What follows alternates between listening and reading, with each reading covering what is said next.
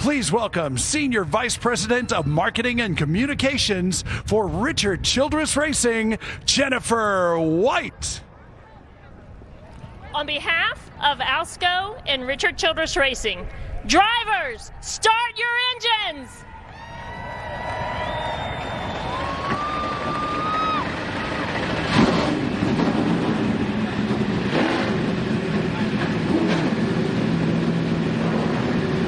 Brett Moffitt, impressive. This is a brand new race team. Now, they do have an alliance with Stuart Haas. There goes one. Parker Kligerman sliding. That'll bring out our first caution of the day.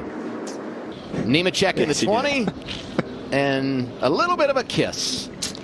Yeah, and I just wonder how much John Hunter was a little bit frustrated by the beginning laps over there when he felt like Parker might have squeezed him in the middle over here in 3 and 4. So Kligerman running full-time in the 48 for Big Machine and didn't have the finish he wanted at Daytona.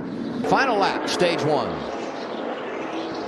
I know the 20 car, he looked the best, got the lead, drove away.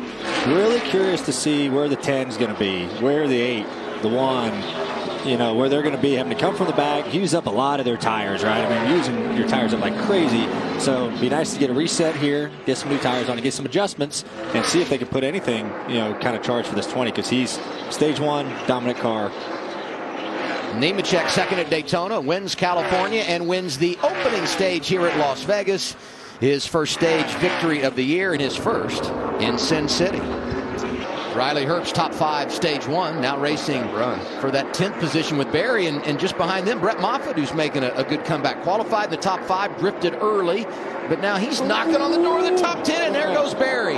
Hang on to it. Lock it down, lock it down. We saw him get loose when we went to break off of 2. We saw him tag the wall a little bit there. Didn't look like a bunch of damage, but it seemed like he had his hands full. And right there, he had a car tight to his outside. He kind of lost the line and was at that point of, I'm going to hit this guy, and he ended up just spinning it out. So got away with it, no damage. Just they would have come in and try to get their car tightened up because he looked like he had his hands full. I am noticing on the backstretch, too, the wind is shifted directions right towards turn 4. Yeah, that makes it worse, right? What his situation was, you got heavy wind hitting you in the left side door, pushing you up the racetrack. You have a car to your outside, so you can't use all the racetrack. But and there's a spin.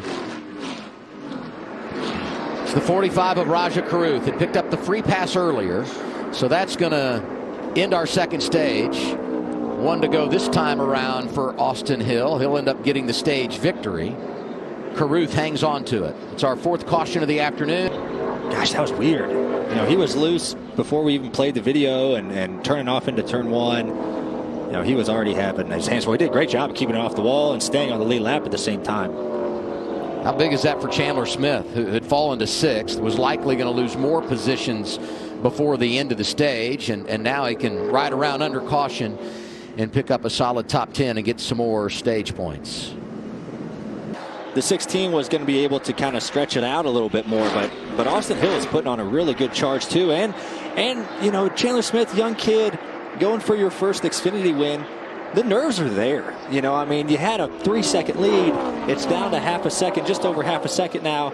Now it's a matter of, okay, compose yourself, do what you've been doing all day, hit your line, and be able to finish this thing off. Focus on your marks. And that's one thing that I always tell Keelan. How comfortable are you being uncomfortable? And right now is a day where this is a moment. These are moments right now where Chandler Smith he's not comfortable because his car is not handling good. The guys are coming behind you to race for the win with 4 laps to go, trying to get your first Xfinity win. There's a lot to that from a nerve standpoint. Speaking of nerves, are you too nervous right now? I've got some butterflies watching this unfold. I'm excited. Yes, 3 to go. 3 more. But it's down. It's going to get inside a half a second here. It's going to be interesting, as the 21 gets closer. All right, he's going to get more dirty air. So do you move around if you're the 21? You've been chipping away. You're under half a second. Do you move around? Because the closer you get, the worse it's going to get dirty air-wise. That's where it needs to be right there. On that white line, because that's really the best way to protect what you have right now is try to give as little air as possible to that car behind you by not missing the bottom. How about the fact, 1-2, both drivers from Georgia, they grew up 90 miles from each other. Talking about Chandler Smith and Austin Hill, and Austin Hill is there. Chandler he's struggling off the 2. He can't hold the bottom. 21 is so fast on the bottom. He's probably going to try to pack air right here. No, he couldn't do it. Chandler missed the bottom. Missed the bottom. Yep. Here comes 21. Trying to run back to your 2 bumper. races here. Ended with the last lap pass. White flag in the air. 1 lap to go. Sponsored by Credit One Bank. New leader is Austin Hill. Wow. He took the top spot as he took the white flag and now trying to drive away to his second win of the season. Allgaier gets by for second. Can he run down the 21? Final time through turns 3 and 4. They're painting that white line. 2. Austin Hill leading. Allgaier's been second here 3 times in his career. He'll be a runner-up again. Austin Hill wins it in Vegas. My goodness, what a finish. And what a charge by Austin Hill and Justin Allgaier. And you got to feel for Chandler Smith. I mean, just didn't have the pace at the end. And Austin Hill was there to pounce. Hang in there, man. Great car. Awesome job all day. Good! What a start to the year for Austin Hill. 2 for 3. And the one time he didn't win, he finished 6th last week in Fontana.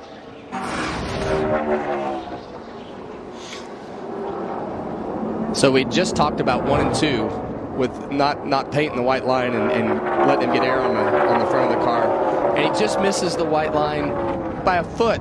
And it just allowed Austin hit it perfectly and was able to just hook that line and get a great run off of turn 4. Well, they said the one thing they needed in that 21 is to get better.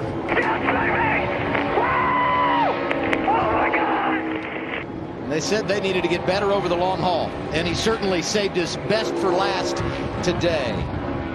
Taking the white flag, taking the lead, and racing around to the checkers. Career win number 4 for Austin Hill. A pair of Daytona victories, got the home win last summer at Atlanta, and today he delivers for Richard Childress Racing here at Las Vegas Motor Speedway. And that was a perfect burnout. Ended driver's side right in the middle of the start-finish line. It's professional at that. And what a year for RCR already. You know, 1 Daytona with Austin Hill, 1 last week on the Cup side with Kyle Busch, 1 today. I mean, RCR is off to a very, very good start to the 2023 season.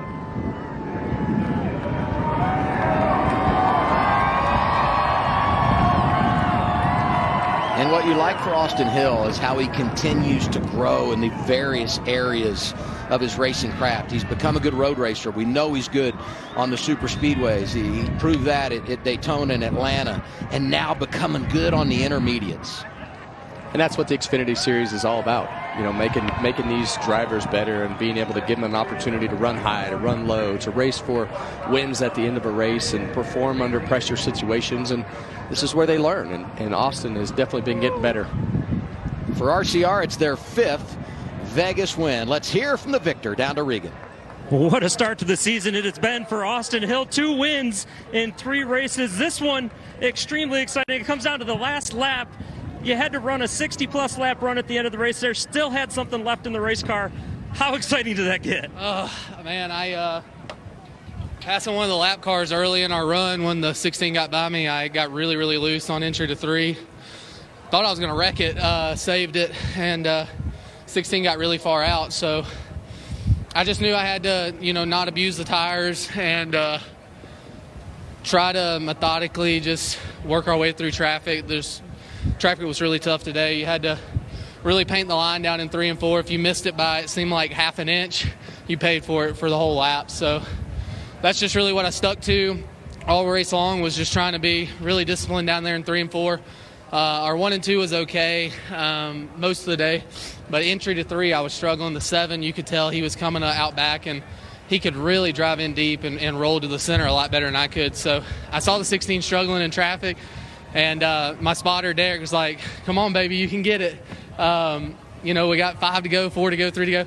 And when I saw him get tight off of 4 there, I knew I painted the line perfectly, and I knew if I could clear him down the front stretch, I felt like once we got clean air, we could hold him off. So I can't thank everybody at RCR enough. Our Global Industrial Chevrolet was good today. I wouldn't say it was perfect. We still got some things to work on, but it feels good to win on a mile and a half, not just these super speedways. Hey, race fans, thanks for watching our video. For all NASCAR on Fox News, content, and the best clips from Fox Sports, be sure to follow and subscribe to our channel.